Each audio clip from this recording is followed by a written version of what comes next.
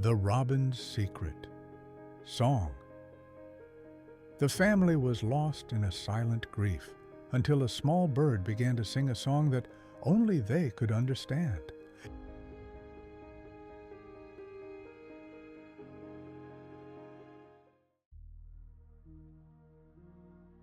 The house on Chestnut Lane was quiet.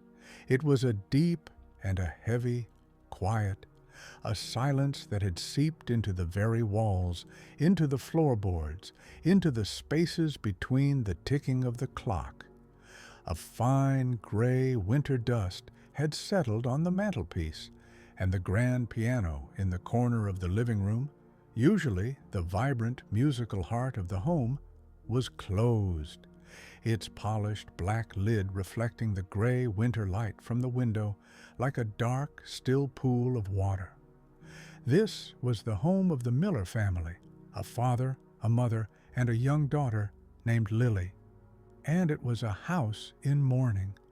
Their son, their brother, a bright, joyful, and deeply beloved boy named Thomas, had passed away in the autumn.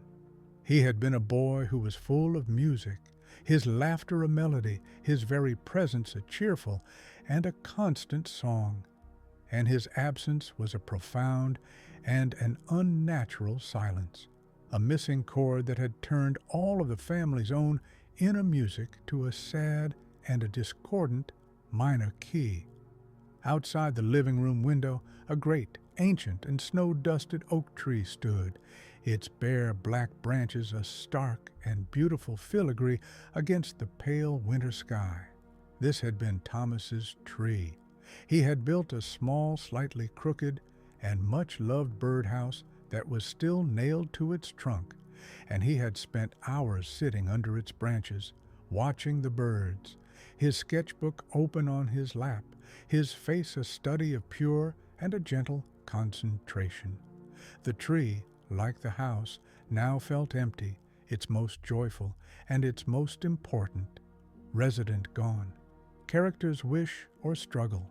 The heart's winter, the family struggle was a shared and a deeply isolating grief.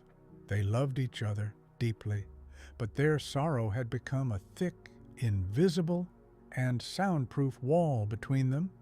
The father, a man of quiet and gentle strength, retreated into his work, his silence a heavy protective armor. The mother, a woman whose heart was a warm, open, and sunlit garden, now moved through her days like a ghost, her smiles rare and fragile things. And Lily, a small and deeply sensitive girl of 7, felt the weight of their unspoken adult sorrow, and she did not know how to break through it. She missed her brother, and she missed the happy, laughing, and musical family she had once belonged to. They had decided to forego Christmas this year. The thought of the bright lights, the cheerful carols, the forced, festive joy was simply too much to bear. And so, on this Christmas morning, they sat in their quiet gray living room, 3 small and lonely islands of sorrow, adrift in the same silent and lonely sea. Their shared and unspoken wish was a simple and an impossible one. They wished they could hear his voice again, not just in their memories, but for real. They wished for a sign, a message, a small and a beautiful miracle that could break through the heavy, suffocating, and silent blanket of their grief and let a little bit of the light and the music of the world back in, the magical encounter, a spark of wonder. It was then that Lily, who was staring with a sad and a vacant gaze out the window at her brother's empty tree, saw a small and a welcome splash of color. A single European robin, its breast a brilliant and a defiant splash of fiery orange-red against the monochrome winter landscape, had landed on a branch just outside the window. It was not an unusual sight. Robins were common in their garden, but this one was different. It did not flit or peck or chirp in the usual busy and bird-like way. It settled on the branch, puffed out its small and impossibly bright chest, and it looked directly into the window, its small black and intelligent eye seeming to meet Lily's own. It was not just looking at the window, it felt as if it were looking into the quiet, sad, and gray room.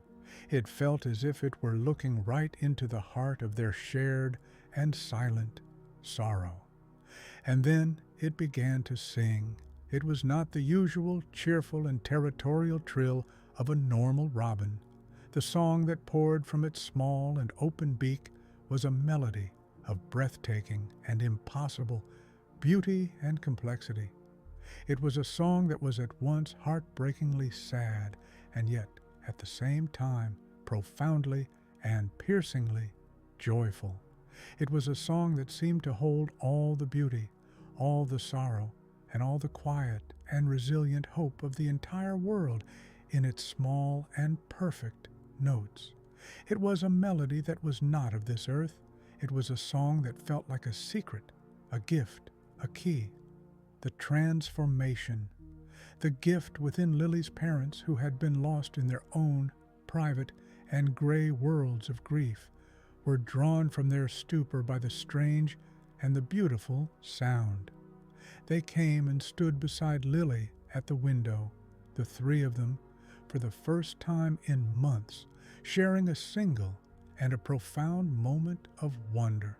And as they listened, a beautiful and a deeply personal miracle began to unfold for each of them. For they were not just hearing a beautiful and a complex bird song. They were hearing a message, a song that only their own grieving and loving heart could understand. The father, who had been so lost in the silence of his own stoic grief, did not hear a bird. He heard the clear, bright, and deeply missed notes of his son's first stumbling and joyful attempts at playing the piano, a memory he had thought was too painful to touch, but which now, in the bird's song, was a thing of pure and a healing beauty. The mother, whose heart had felt so empty and so barren, did not hear a bird.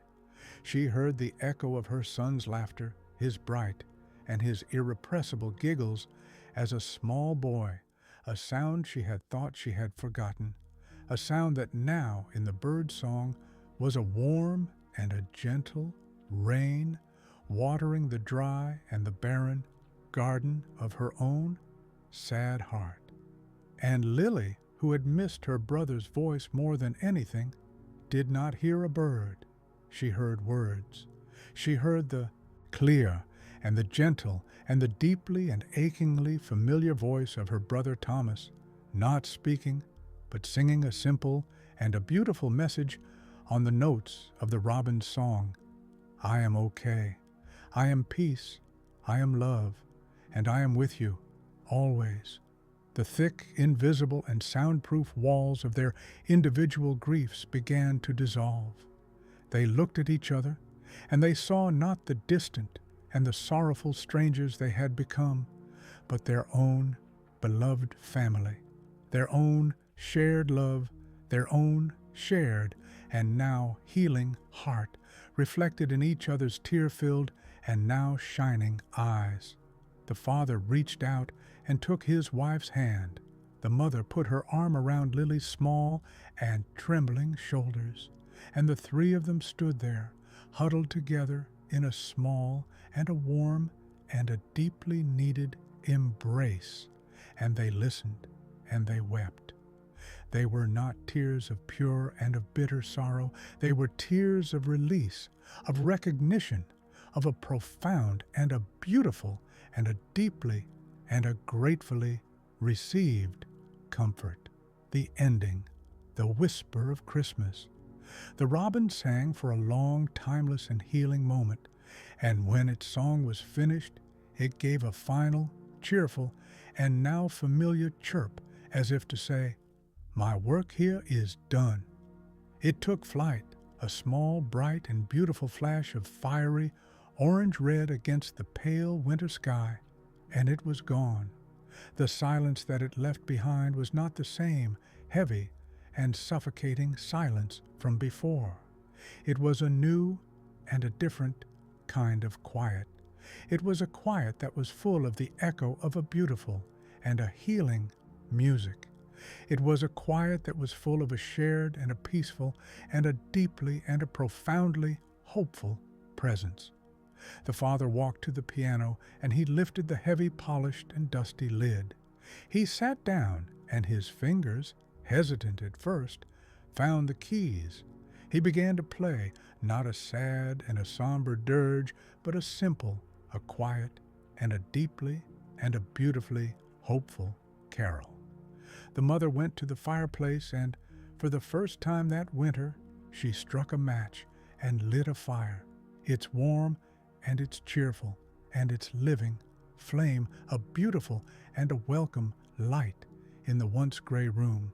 And Lily, she went to the box of decorations, and she took out a single, small, and beautifully carved wooden robin, and she hung it in a place of great and of sacred honor on the highest and the most prominent branch of their Christmas tree. The house on Chestnut Lane was quiet again, but it was a quiet that was full of a new and a gentle and a beautiful music. It was the quiet of a family that was beginning slowly and gently and together to heal. The narrator reflects that grief can be a deep and a silent winter, a season that we fear will never, ever end. But love is a persistent and a beautiful song. And sometimes on the most magical of mornings, it will find a messenger, a small and a humble and a bright-breasted creature, to sing its secret and its healing melody, a melody that is tuned perfectly and personally to the frequency of our own sad and listening heart, a song that can break through any silence and can remind us that the ones we love are never, ever truly gone. They are and have always been the music that is all around us. And that's how Christmas found its way into another heart,